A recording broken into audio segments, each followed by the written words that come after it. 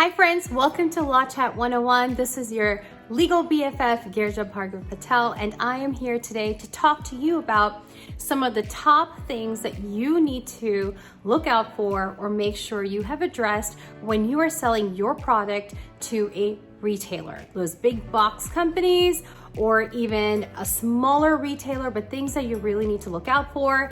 And of course, at the end of the day, this is not a comprehensive list, but these are some of the top things that you need to make sure that you're addressing and watching out for. But before we start, here are two things that I really need to talk to you about. Number one, my disclaimer, again, the information that I'm sharing with you is for informational purposes only. It is not meant to be for any one specific company. It is absolutely generic in nature. And if you do need to reach out to a professional or an expert, please do so. And again, at GBP Law over here, we have a whole new type of legal services out there for subscription model legal services called Subscribe Law. So if you are in Texas, then please reach out for that as well. Now, number two, why I am telling you this is please also share this information with others, because at the end of the day, they will benefit from it, you will benefit from it, I will benefit from it. And the more love we share out there, the more people can learn, they can help make their businesses stronger and become better leaders and CEOs for their company as well. So share, subscribe, tag us, comment, leave a review, do all of the above, and share the love. Okay, let's get started. So, one of the first things that I really want you to look out for when you are getting into negotiations and conversations about having your product being sold at a retailer. So essentially you are the wholesaler, or you could be selling it to a distributor, but the distributor also needs to know these kind of terms because now they've become authorized resellers for your product. But at the end of the day, these are some things that you really need to look out for. Number one is the payment process. How are they paying you? When are they paying you? A lot of times people are paying N30 or N60, meaning after they receive delivery, they're gonna pay you 30 days later, 60 days later, or 90 days later. And that's a lot of time. Does that work for your business? Again, all these things are negotiable. So don't think that they're written in concrete, that they cannot be changed. And if your product is amazing and you have already come to the point where the brand awareness is there, you are definitely in a strong position to say, these are my terms and I need to find a middle ground for this because 90 days will just not work for me. And so you can figure out something, craft a solution that works for both parties. And that way you can move forward and have, your product in the retailer's company at the end of the day. Now, I'm assuming that everybody's product is ready to go. Packaging is done perfectly now. You've already created some type of noise about your product, or some people know about your brand. And so you're walking into these conversations with some oomph. You're walking into these conversations with brand awareness, which takes me to another point, which is intellectual property. Your brand is everything at this point. So think about how you want your brand to appear and what you are permitting the reseller or the retailer, how you're permitting them to use your brand, and in which capacity they can use your brand name, your trademark, everything that you've created in intellectual property purposes. How can they use it? What license are you giving them? Because that's what you're doing. You're licensing the ability to use your name, your brand, your trademark, and if there's some copyright stuff there as well, you're giving them the license to use that. And then now you have to set the parameters of when and how is it allowed to be used, and do they need your permission when they are using your name in promotional purposes. And so what does that mean? And so that's something that's important. And don't think that just because it's a big box company or because it's a big brand name company out there that a mishap won't happen or cannot happen. It definitely can.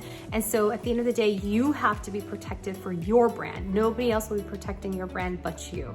And so police it if you have to police it, and be serious about it, because when you are serious about your brand and when you're protecting it in a way that is legitimate and also relevant, because don't do it just for the sake of doing it because it might just end up hurting you, but it becomes also a topic where the other party also takes it seriously as well. So number three thing that you want to be aware of, again, is where is your product going to be placed? Where is the real estate in that company, in that retail store? How are they placing your product? Are they putting it like front and center when you first walk in? Or do people have to walk through the aisles to find it? And if they get to it, wonderful. If they don't, then wonderful. And so a lot of times we don't think about the product placement in the stores, but it's really important to know where it's going to be placed, where the awareness is going to be, and are people going to see it or are they going to miss it? And are you providing a promotion within your brand that the other retailer can offer? You're permitting them to provide a promotion for your company or for your brand as well that they can offer in order to, gain the awareness and have people know about your brand some more. Because at the end of the day, location, location, location. That is what is important. Location of your product placement is super important as well. And sometimes people end up paying a little premium for that, or sometimes you might give a little extra here or there in order to get that location that you want. Number 4, what you need to look out for is who is going to assume the risk of loss or damage or anything else that could possibly go wrong once the delivery has been set out for the product. So say, you have a product and you put it on a bus or a van or a truck or something, and now you're delivering it. Now that product is going from your location to the next location.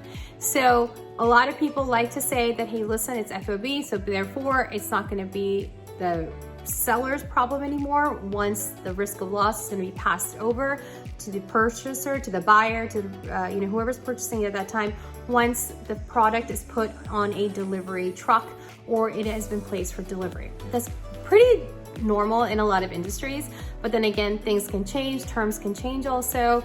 And so see what works for both of you and what makes sense for both of you as well, because you want to make sure that who is assuming the risk of loss. So if something happens in the time of delivery, who's assuming that risk? Who's going to say, okay, well, this happened, so we still have to pay for it, but then how are we going to get it back? Are we going to pay extra? So you have to figure out those kind of nuances on if there is damage, how are you going to resolve those issues? And it could be where your reseller or the person that is buying it at the end of the day, that they have to repurchase those items that have been damaged or lost. Kind of tagging along with that, we're going to go to our 5th issue, which is that what happens when people are returning items at the store. And so, at times people are saying, well, we're not doing any type of a situation where you're just going to hold our items and you're going to give us money as you sell it. And so that's not the situation that's going to be there. What the situation could also be looking like is the fact that they are going to purchase it right out. And so there's no form of consignment in that situation. And you are selling it to the buyer and they're going to, sell it forward like that. And then if somebody returns it, that's on the buyer, not on you. Now, if there are goods that are damaged, that are defective in the product, or other things that are manufacturer responsibility, then those are things that you just might have to assume the responsibility of. And again, that should be in the contract. It should be clear who's assuming what responsibility and at what time.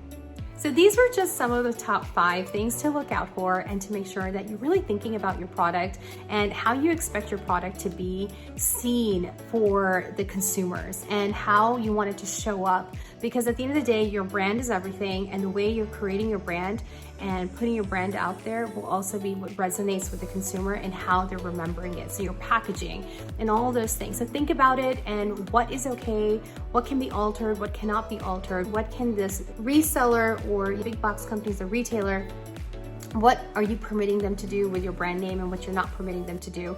What's the pricing like? When do sales go out and when do sales don't happen? Are you allowing your products to go on sale? And so have those conversations, because a lot of times these big retailers, especially, things like Walmart and Target and companies like that, they do, have their own terms and their own policies. And so a lot of times you just kind of have to fit into their mold, but you can definitely have certain things where you're like, no, this is how it's going to be. And so again, when you walk in with strength, when you walk in a good position, you also have a stronger voice and the ability to ask for more or to ask for your terms. Well, with that being said, good luck to you, because if you're in this position, that is awesome and congratulations.